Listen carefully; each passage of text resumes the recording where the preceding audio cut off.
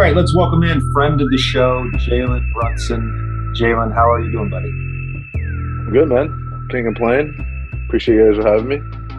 And just so we're clear here, this is episode 93. And because you've already been a featured guest on the show and Josh has only come on the show to draft with us, he gets top billing on the show. So this will be episode 93, Josh Hart and Jalen Brunson. I just want to let you know that before we start this interview. Josh has been throwing a fit in the Instagram comments about how he's not been a guest before now. So we had to make it right. Yo, legit, Josh texts me, I swear to God, every 2 weeks. Why have you not had me on the pod as a real guest and not just a draft? He's really bitter about this. He's a little sensitive. A little bit. Did you go?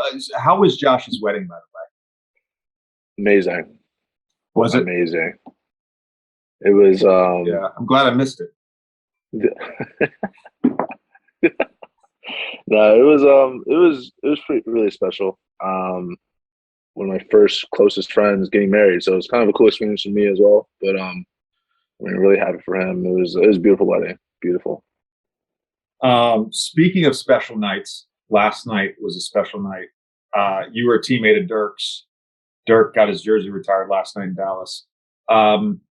Were you able to sort of, I'm glad they did it after the game, but were you able to sort of take it all in and kind of get an idea of sort of what that meant to Dirk, to the organization, to the city? Yeah.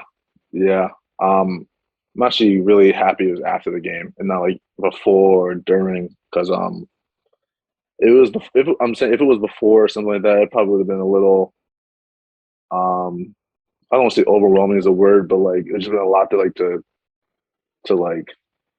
kind of be involved in before a game where you have to focus up for 48 minutes. So to be able to go through that after the game where you can kind of unwind and like really enjoy the moment and everything Dirk accomplished and what he did for the organization in that city. It was really cool to see all the emotion that everyone had around his family, Mark, his championship teammates. It was a really cool moment, a really cool experience.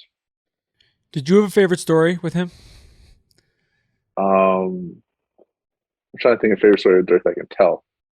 Um, I think about the coolest thing about Dirk that I realized who Dirk was is when I got there, and obviously it was going to be his last year. He didn't really announce it to anybody, but everyone kind of assumed that it was going to be his last year.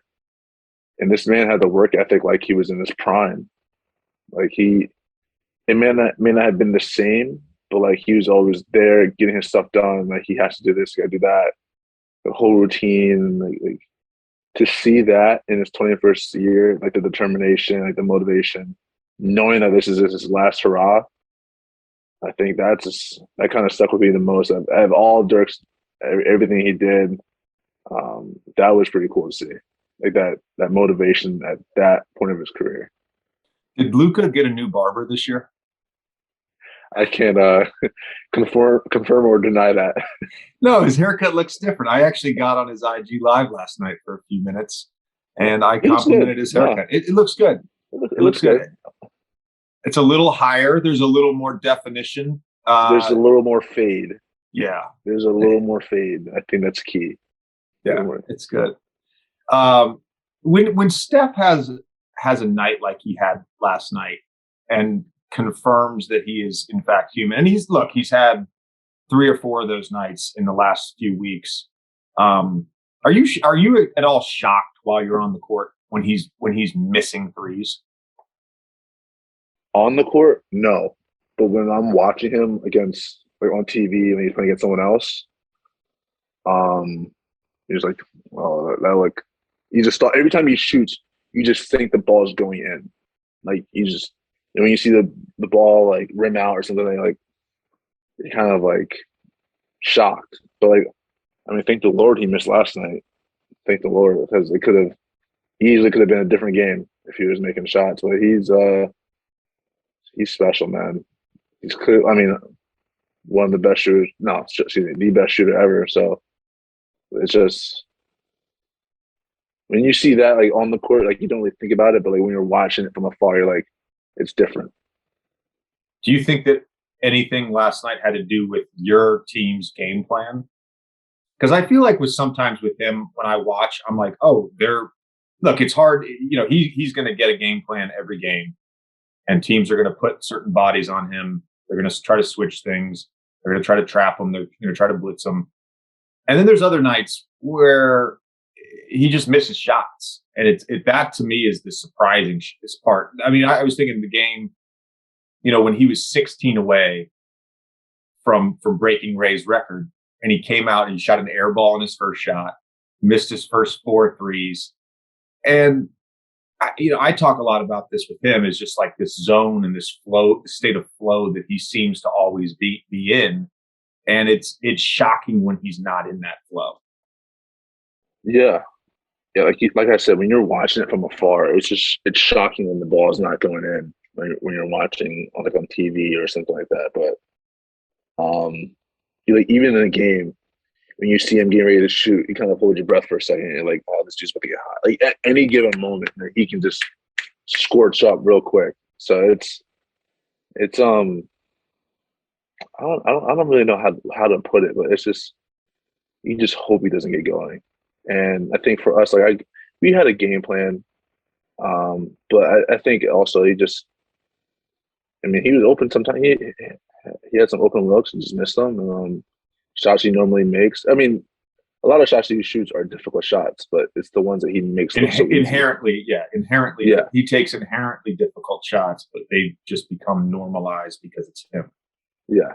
So I mean, he missed a lot of them last night, and he missed a lot of layups too. A lot of easy layups. It was, I want to say it's a little bit of both, but I mean, you can't bank on that happening next time you play. You just got to prepare for a huge game that he can put up at any given moment.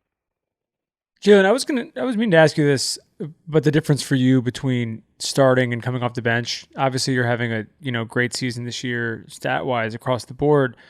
Do you approach is your approach different when you're starting, or is it basically the same thing? My approach is the same exact thing. How I prepare for games mentally, physically, and all that is the same. It doesn't matter if I'm playing 40 minutes, not coming off the bench, or maybe not even playing at all.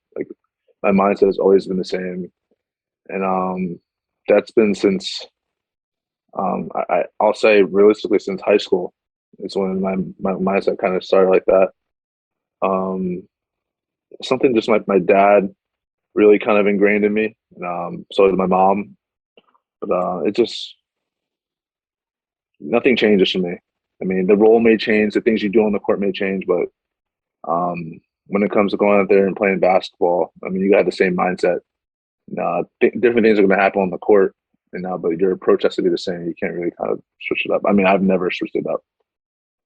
Tommy brings up an excellent point, and your answer is terrific.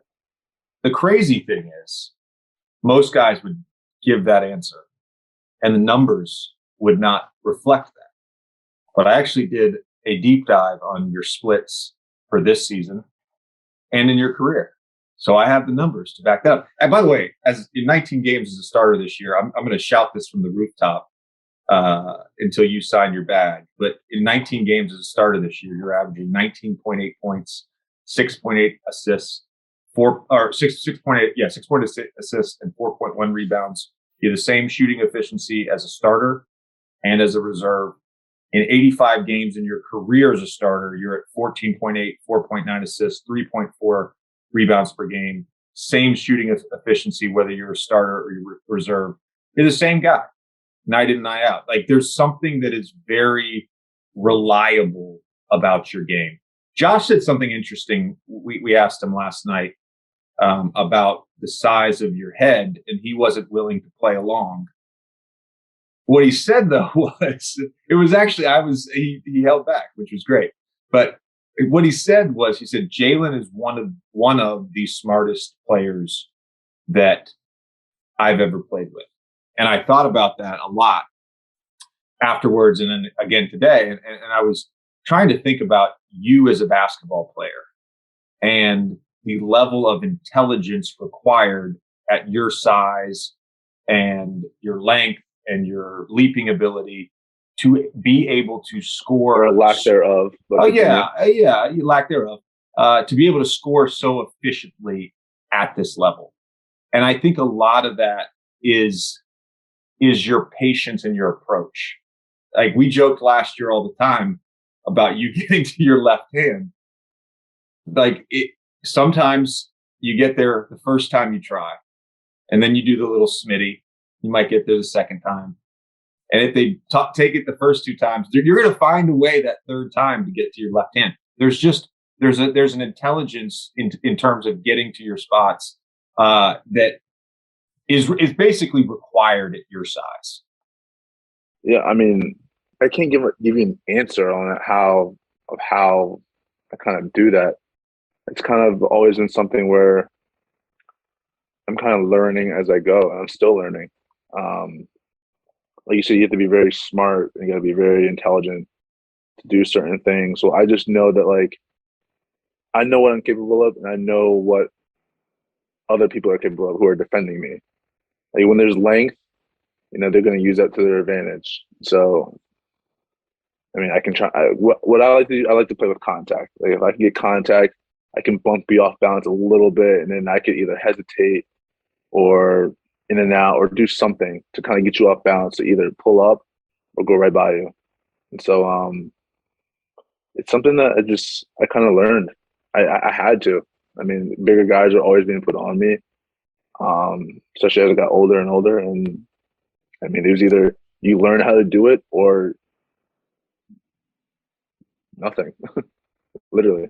So I mean, I don't really. I give it credit to my dad. Obviously, he kind of groomed me into the player I am today. And but those challenges kept getting harder and harder. But I always kept kind of rising to the occasion because I wanted that challenge. I wanted to accept that challenge. And yeah, that's it. I can't really explain it.